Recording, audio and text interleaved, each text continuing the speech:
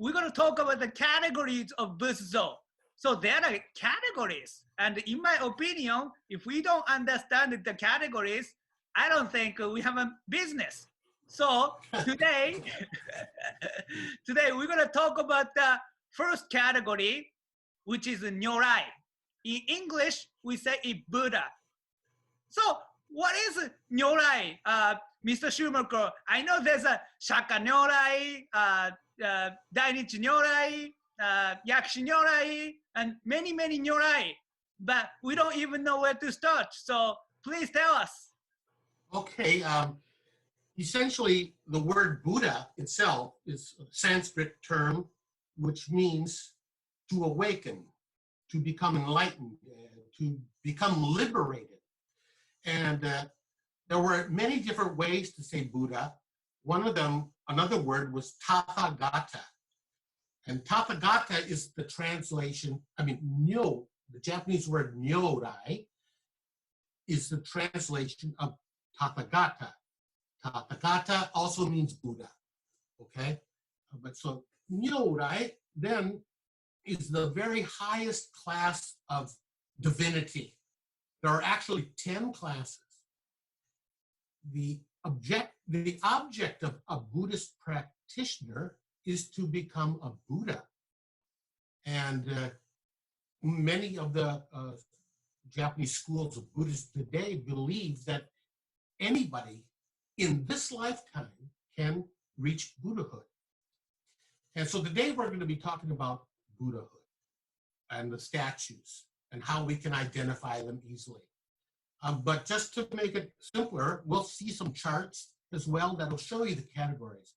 Now, right below Buddha, another word most people will know is Bodhisattva. And Bodhisattva will definitely become Buddhist, that's for sure. But for a time, they delay Buddhahood to stay here on earth to help all sentient beings reach salvation. And then below this class, the Bodhisattva, who will become Buddhists, we have a whole group of protector deities and devas from the Hindu pantheon, and then we have magical dragons and foxes and things like that.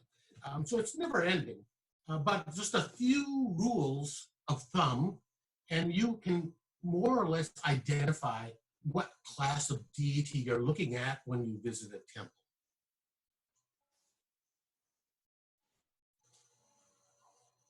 So there were no statues of the historical Buddha until approximately 500 years after his death.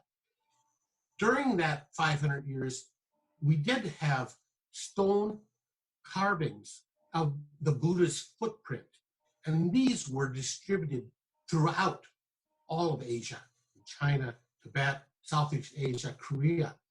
And here we can see one that was found in the area in Pakistan. Pakistan also, by the 1st century, had humanistic statues of the historical Buddha. And today we're going to talk about some of the common characteristics of Buddha, the Buddha class of statues. Just so we have kind of a mental roadmap. In Buddhism, the very top level, the very highest stage of existence that you can reach is enlightenment, and that's populated by the Buddhas. Here we can see in our chart, we can see the Shaka, the historical Buddha. We can see Yakushi Nyorai, the medicine Buddha. Here we can see Minoku Buddha, the Buddha of the future. That's the highest class. And in Buddhism itself, as practiced today,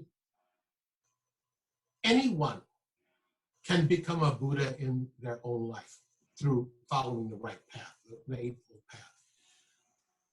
Below the Buddha class is the Bodhisattva class. Now these Bodhisattvas will surely become Buddhas. They will become Buddhas. But for a time they delay their entry into Buddhahood. to stay behind on earth to help all sentient beings reach salvation. Below that class is a class of protective deities. In our case here, we'll be talking about them later in a different talk. Is the Myo, or the warlike, fierce, wrathful deities. And then below that is the Diva class. And this is the class that I am most curious about. It includes hundreds of different deities. And they originally were Hindu gods who were subdued and then converted to Buddhism. So in any case, today we're talking about the Buddha class, top class. And we just mentioned that there were no statues until around the 1st century AD. Prior to that, we would find these statues, these footprint statues of the Buddha.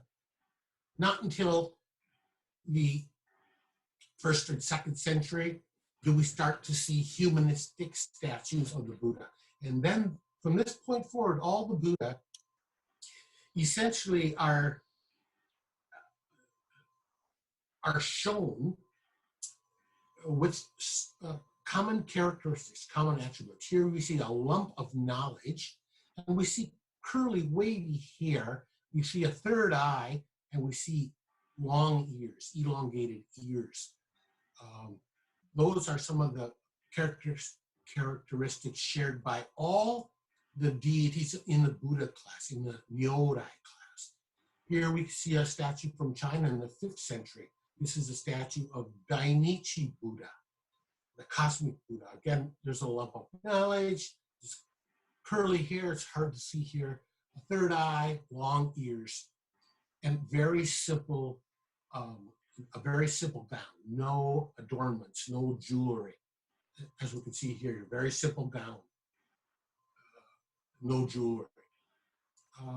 Here's a long distance shot of the same Deity statue. This is in Longmen in China, central China. Just a little bit of history.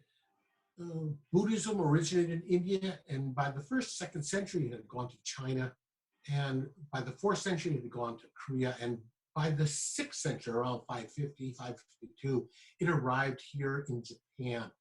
And by this time, the world of Buddhist deities had exploded. The number of Buddhas, the number of Bodhisattvas, the numbers of magical creatures. Here we see one of the earliest statues of the historical Buddha that's in Japan. And again, here we can see the bump of knowledge, the third eye, the elongated ears, all knowing, all seeing, all hearing.